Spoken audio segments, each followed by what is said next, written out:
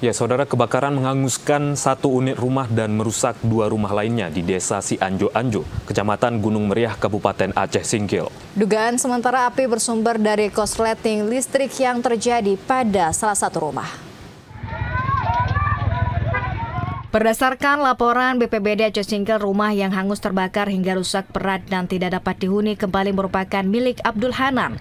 Sementara dua rumah lainnya milik Jamilun dan Jakirun mengalami kerusakan ringan hingga berdampak pada 3 kepala keluarga terdiri dari 18 jiwa. Api diduga berasal dari korsleting listrik dan menjalar ke gorden jendela hingga terus membesar dan menyebabkan kepulan asap.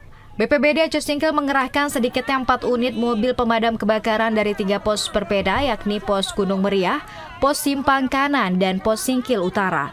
Pemadaman dibantu oleh TNI, Polri, dan masyarakat sekitar. Kondisi cuaca panas dan hembusan angin menyebabkan api yang mulai membakar pada pukul 14.30 waktu Indonesia Barat itu semakin sulit ditangani. Namun petugas yang terus berjibaku akhirnya mampu memadamkan api pada pukul 16.00 waktu Indonesia Barat. Tidak ada korban jiwa dalam insiden itu, namun kerugian material diperkirakan mencapai ratusan juta rupiah dan satu keluarga kehilangan tempat tinggal hingga terpaksa mengungsi ke rumah kerabat terdekat. Dari Aceh Singkil, Jakartawan Adi Nugraha, TVRI melaporkan.